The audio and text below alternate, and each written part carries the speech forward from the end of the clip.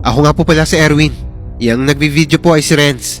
Si Trisha at Elaine naman po yung magagandang kasama namin. Tawagin nyo na lang akong Aling Berta. Aling Berta, nabanggit po nyo kanina si Kapitan. Gusto ko lang pong ulitin ang tanong para maisama sa documentary.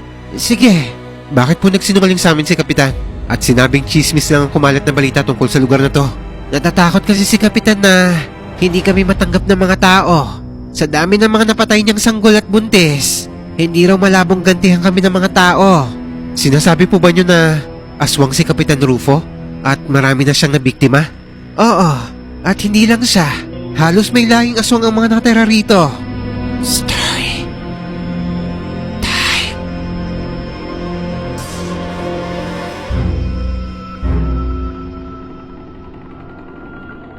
Ako si Erwin. 36 years old na ako ngayon. Pero ang ibabahagi kong kwento ay nangyari nung nag-aaral pa ako sa kolehiyo, sa kursong journalism. Sa dinami-dami na pwedeng maging topic sa thesis namin noon, ay tungkol pa talaga sa mga aswang ang napunta sa grupo namin. Hindi man lang napunta sa amin yung mga interesting topic, yung totoong nangyayari sa lipunan. Kasi paano ba naman namin gagawa ng maganda at makatotohanan ng dokumentaryo ang isang nilalang na wala namang katotohanan para sa amin noon. Noong mga panahon kasi na to, sino bang naniniwala sa mga aswang? Lalo na sa amin na lumaki sa syudad ng Metro Manila. Pero kailangan namin to tanggapin at gawa ng paraan para maging interesting ang gagawin naming documentation. Mahaba-haba naman ang bakasyon kasi Christmas vacation ito, kaya marami pa kaming time para gawin ang research namin. Kaso habang nasa computer shop kami, ay napapaisip talaga ako. Paano tayo makakasulat ng magandang article kung puro articles lang din ang binabasa natin? Paano natin gagawa ng documentary video to? Sabi ni Prof, fieldwork ang magbibigay ng edge. So kailangan natin mag-interview ng mga taong naka-encounter na sa aswang. O kaya mismong aswang ang interviewin natin. Okay, sige. Magpanggap kang aswang, tapos interviewin kita. Gusto mo? Grabe ka naman, Elaine. Bakit ako? San pa ba tayo maghahanap ng aswang? Baliw ka ba, Renz? Hindi nga natin alam kung nag-e-exist ba talagang mga yan eh. Eh bakit ako? Eh mukha ba akong aswang? Teka, ito may nakita ko. May baryo daw sa Capiz na pinaniniwala ang aswang ng mga nakatira. Pwede tayo dito magsimula. Sus, naniwala ka naman dyan, Erwin? Sa panahon ngayon, magpapauto pa ba tayo sa mga ganyan? Sandali nga lang, Elaine. Hindi naman importante kung naniniwala tayo o hindi sa mga aswang eh. Pupunta tayo dun para gumawa ng articles about sa mga paniniwala ng mga tao tungkol sa aswang. Gusto ba nyo ng mataas na grades o hindi? Siyempre, gusto. Yun naman pala eh. Nakasalalay dito yung makakagraduate tayo o hindi. Kaya please lang, makikooperate naman kayo. Ano pa bang ginagawa ko? Nagsasuggest nga ako ng pwede nating gawin eh. Konting makeup lang kay Renz, mukha na siyang aswang. Di hamak naman na mas mukha kang aswang kaysa sa akin, no? Impacta ka. Ay nako, ang hirap nga naman kapag may grupong mga isip bata. Guys, kailangan natin pumunta sa Capiz. Ihanda nyo mga gamit natin. At magpaalam na rin kayo sa parents nyo. Kailangan matapos natin to ngayong bakasyon. Teka lang naman, Erwin. Hindi ba muna natin tatapusin ng Pasko bago tayo bumiyahe? Ano ka ba, Renz? Mahirap tong gagawin natin, no? December 22 na ngayon. Tapos wala pa tayong nasisimulan. Mag-i-edit pa tayo. Gagawa ng documentary. Magsusulat ng articles. Tingin mo lahat ng to matatapos natin? Baka akala mo biro-biro lang tong ginagawa natin. Future natin na nakasalalay dito. Wana, grabe ka naman makasermon. May mga luma kasi kaming articles na nakita tungkol sa isang liblib na bayan sa Capiz. Kaya dahil dito, nagkasundo kaming bumiyahe kinabukasan. December 23. Wala nang atrasan to dahil para to sa grades namin. Pero bago to, ay nakipag-ugnayan muna kami sa barangay captain ng baryong yon para makakuha ng pahintulot at para may guide na rin kami pagdating namin sa lugar na yon. 4 kami sa grupo at ako ang team leader nila at ang interviewer na rin. Si Renza may hawak sa camera at audio recorder. Si Elaine naman ang note-taker namin at si Trisha ang logistics. Ang galing nga niya eh, dahil agad siyang nakakuha ng contact sa lugar, pati masasakyan papasok sa baryong yon. Guys, pagdating natin doon, maging professional tayo ah. Hanggat maaari, iwasan natin maka-offend sa mga tao at sa paniniwala nila. Si Elaine ang pagsabihan mo. Masyado siyang seryoso eh. Sus, hindi na nga sana tayo lalayo eh. Kasi nandyan ka naman na mukhang aswang. Pumayag ka na kasi magpa-interview, Renz. Para di na tayo mapagod. Tama na nga kayo. Basta nakausap ko na yung kapitan sa baryong yon. Sa barangay hall nila tayo papupuntahin. Bawal ang maingay ah. At ayaw daw nila ng magulo. Wow, maaasahan ka talaga, Trisha. Siyempre, ako pa. Gusto ko ng magandang grades, no? Itong dalawa lang atang ayaw eh. 6 a.m. yung flight namin from Manila to Capiz. Tapos sumakay kami ng bus, papunta sa mismong bar yung sasadyain namin. Napakapayapa naman ng lugar, pero hindi mo aakalain na may nagtatagong hiwaga rito. Grabe, parang Christmas vacation na rin to ah. Ang lamig dito. Paalala lang, Renz. Thesis ang dahilan kaya tayo nandito. Hindi para mag-relax. Alam ko po, Manang. Bawal ba mag-appreciate muna ng nature bago ma-stress mamaya? Oh, ayun na naman kayo. Mamaya wala nang bangayan ah. Kapag nandun na tayo sa lugar ah, masisira pa yung plan natin eh. Buti na lang talaga nandito ka, Trisha. Kahit paano, may kagrupo akong matino. Ay nako. Pagdating namin sa bayan, ay sinalubong kami ng isang payat na lalaki. Ito pala ang kontak ni Trisha na susunod magdadala sa amin doon sa mismong baryo na pinaniniwala ang pugad raw ng mga aswang. Kayo ba yung mga estudyanteng nakausap ko? Kami nga po, Manong. Ako po yung nakausap nyo. Sila po yung mga kaklase ko. Kaya nyo magsumakay sa habal-habal? Habal-habal? Ayaw po. Kaya naman po namin sumakay sa habal-habal. Wala pong problema. Pagkakita namin sa habal-habal, ay mukhang magrereklamo na naman si Elaine. Pero bahagya siyang siniko ni Trisha. Paano kasi? Ay siksikan na kami sa motorsiklo. Sobrang hirap ang biyahe, lalo na't matarik ang daan. Parang anytime, ay dadaus-dus pababa ang sinasakyan naming habal-habal.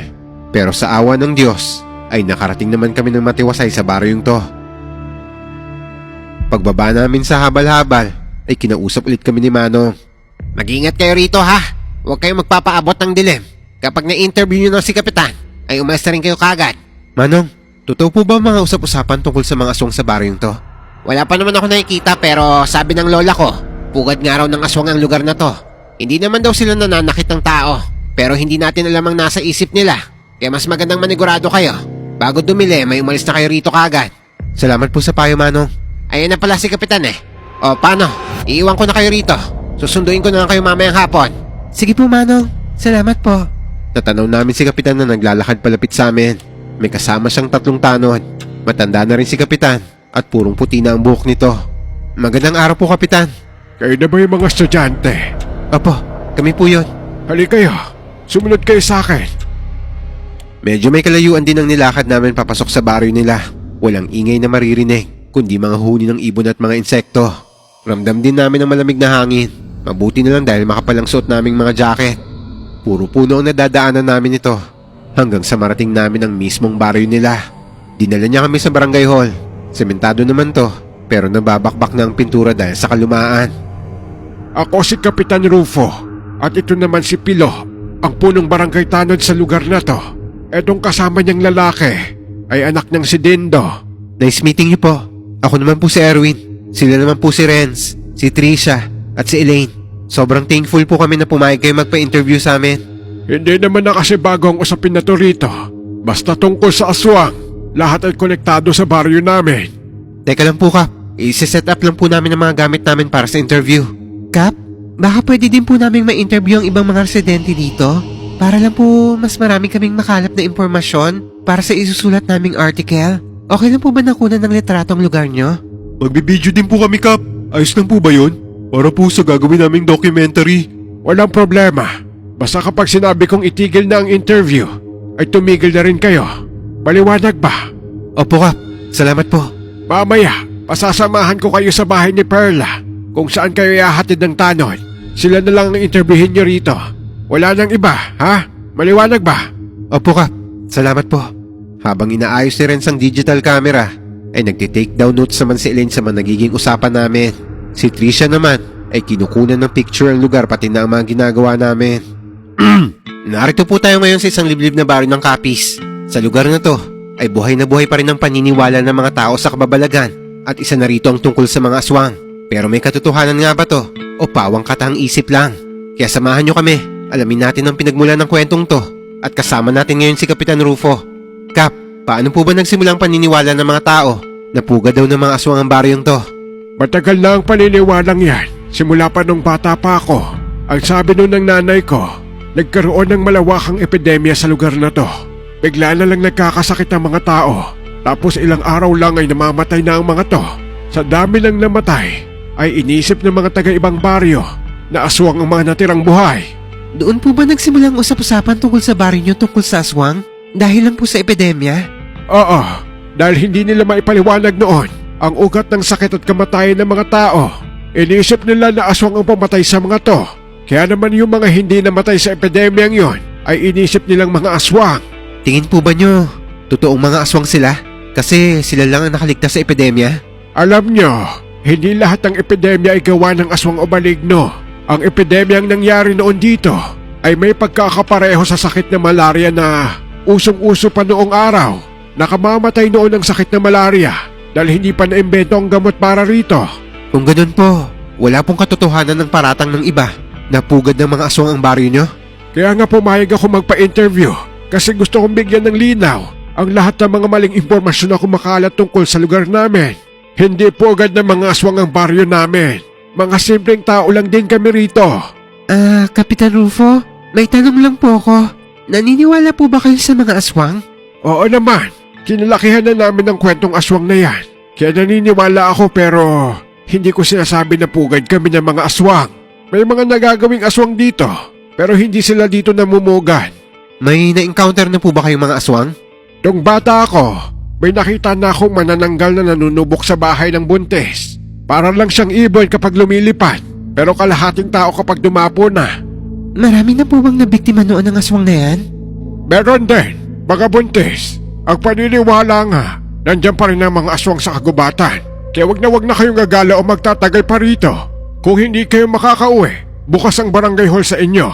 Pero wag kayong gagala sa gabi dahil paminsan-minsan ay nagagawi pa rin dito ang aswang na yan. Salamat po, Kap. Pwede din po ba kami mag-interview ng ibang nakatira rito? Para makakuha pa po kami ng mga impormasyon tungkol sa mga aswang. Oo, sige. Pilo, samahan mo sila kay Perla. Pagkatapos ng interview namin kay Kapitan Rufo, ay dinala naman kami ng barangay tanod sa bahay ng sinasabi nilang si Perla. Isa tong matandang babae na kaidaran lang din ni Kapitan. Pinatuloy niya kami sa kubo niya at tinimplahan ng kape. Nagpaalam naman yung tanod na aalis muna siya dahil may aasikasuhin to. Nang makita ni Aling Perla na inaayos si Renz ang camera, ay agad na tumalim ang mga mata niya. Ayoko ng camera. Walang camera. Sige po, pasensya na po kayo. Hindi na po kami magbi-video.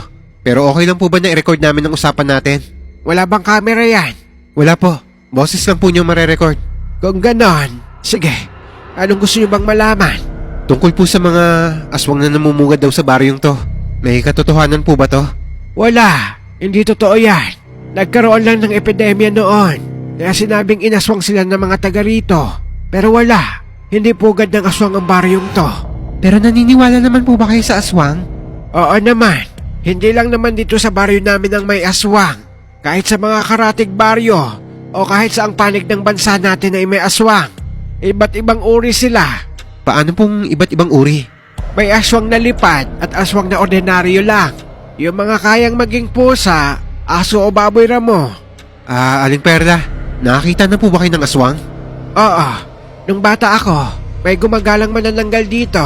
Sila ay kabilang sa aswang na lipad. Kaya wag na kayo magtatagal dito. Dahil liblib ang baryo namin. Baka kayo ang aswangin lalo na dayo lang kayo rito sa amin. Kung ganun po, nandito pa rin po ang mga aswang?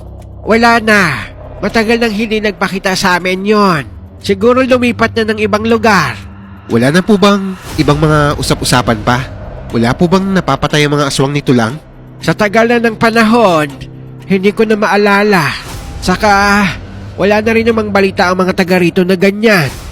Nagkatinginan na lang kami ng mga kaklasiko nito bago magalang na nagpaalam kay Aling Perla. Para mapanood ang buong kwento, pumunta lang sa aking YouTube channel at hanapin ang video na to.